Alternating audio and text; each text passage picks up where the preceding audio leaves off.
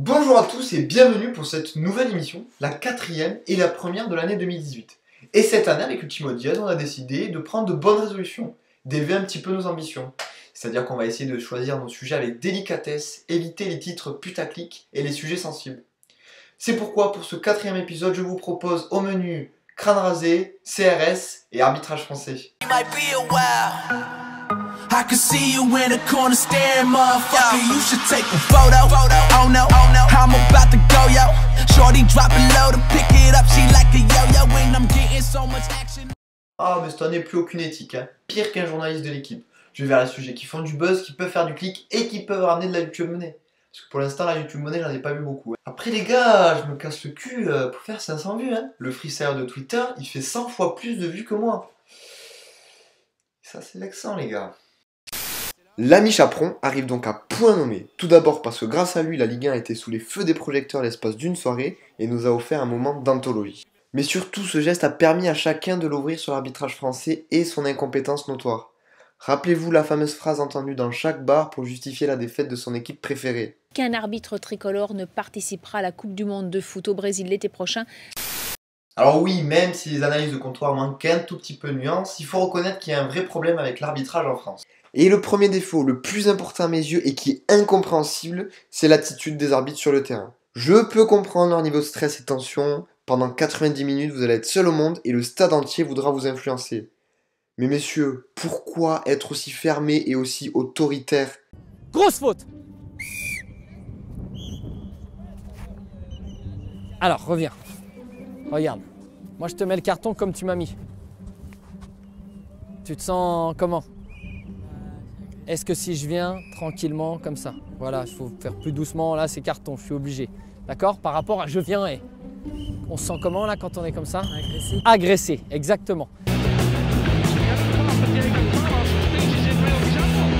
Monsieur Turpin, qu'est-ce qu'il fait? Il va encore mettre un jaune, mais c'est incroyable. Non mais on n'est pas obligé de courir pour sortir. Le ralenti, oui, c'est l'arbitre qui vient... Thiago Silva qui vient mettre les mains sur... il vient l'accrocher par le maillot. Les Parisiens sont en train de... Je les juge pas sur les fautes d'arbitrage, je les juge sur l'attitude. En fait, la différence, elle se fait là. C'est-à-dire que quand on prend l'arbitrage en Angleterre, qui est souvent cité en exemple, c'est pas tellement qu'ils font moins d'erreurs. Et je veux dire, ils ont les mêmes paires d'yeux. Je suis pas sûr qu'ils aient une vue bionique. Ils ont pas recours davantage que nous à la vidéo. Ils sont pas mieux aidés. Mais ils ont exactement la bonne attitude. C'est-à-dire que la gestion des conflits, des décisions, elle se fait dans une sérénité et avec la bonne mesure, la bonne justesse dans l'attitude, ça compte le langage corporel. Merci Dave, rien d'autre à ajouter. Il suffit de comparer arbitres anglais et français pour se rendre compte du manque de pédagogie de nos arbitres. Et le pire, c'est qu'en observant des jeunes arbitres, je remarque qu'ils adoptent le même comportement que leurs aînés. Bon, eux font moins peur parce qu'ils ont encore des cheveux. Aujourd'hui, les arbitres, ils aiment bien se donner le rôle du shérif. Mais le problème, c'est qu'en plus de se donner le mauvais rôle, il leur arrive de tirer sur les mauvaises personnes. Et vu que les arbitres sont les seuls à ne pas avoir de soutien public, quand une erreur est commise, ils sont sous les feux de la rampe et en reçoivent plein la gueule. Mais à part les piliers de bar, qui critique les arbitres? Parce qu'au final, qu'un chômeur demande gentiment à l'arbitre d'aller se faire enculer, c'est pas bien grave. Il a pas une très grande influence. Mais qui sont les autres bourreaux?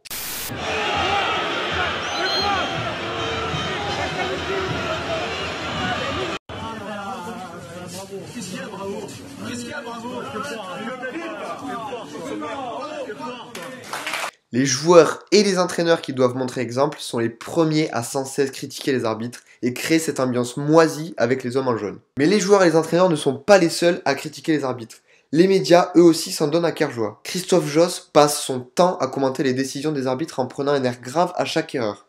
Ménès ne passe pas un CFC sans s'exciter sur un arbitre et en remettant en cause ses compétences. Et le problème de ces gens-là, c'est qu'ils ont une énorme influence et que beaucoup de gens les écoutent. Oui, je suis bien d'accord, c'est malheureux que Pierre Ménès ait une énorme influence sur le football. Mais tout ce qu'il dit, certains l'interprètent comme quelque chose de vrai. Alors forcément, si Ménès se met à critiquer les arbitres, le mec qui va regarder le CFC, lui aussi va se mettre à critiquer les arbitres. Et c'est comme ça qu'on rentre dans une espèce de cercle vicieux, où l'arbitre est au final la petite salope du football circus. Imaginez si votre travail était constamment épié, que des milliers de gens voudraient votre mort, et que les gens censés prendre un petit peu plus de hauteur vous assassinent tous les week-ends. Eh ben peut-être que vous aussi vous seriez un peu tendu. Que vous aussi vous auriez une calvitie précoce et que vous iriez à vos réunions au pas de loi. Après, même s'ils ont un crâne rasé et une démarche énergique, Faut pas oublier que sous le logo FFF, il y a un petit cœur qui bat. Et que comme nous tous, il leur arrive de vriller. Certains font des burn-out, Tony Chaperon lui donne des low kicks. Pour que l'arbitrage français et donc le football français progresse, il faut que les deux parties fassent des efforts. Les arbitres doivent apprendre à être plus calmes sur le terrain et beaucoup moins autoritaires, et les joueurs et surtout les entraîneurs doivent réussir à maîtriser leurs nerfs et ne pas sans cesse leur crier dessus. Et avant d'utiliser l'arbitrage vidéo, je pense qu'il serait judicieux de permettre aux chaînes télé qui retransmettent le match de rendre audible le micro de l'arbitre. Comme ça, on pourra à la fois plus facilement suspendre les joueurs qui ont un comportement inacceptable, mais aussi les arbitres qui sont parfois très limites. Ouais, ça me fait un peu de mal de l'admettre, mais il faut prendre exemple sur le rugby sur ce cas-là. Oula, Silvertian qui a complètement dégoupillé là-dessus. Il a complètement dégoupillé là. Et n'oubliez jamais que... Arbitre de foot, on n'a pas le même maillot, mais on a la même passion. 3. Monsieur l'arbitre, on compatit à 100%. À tous les matchs, t'es insulté copieusement. Monsieur l'arbitre, on ne comprend pas les spectateurs qui hurlent en chœur toutes ces horreurs. C'est pas sympa de dire que t'es bigleux. Pour nous, t'as toujours raison. Sur les hors-jeux, ta femme est charmante. Dire l'inverse n'est pas chouette. Pour nous, ta place n'est pas du tout aux toilettes.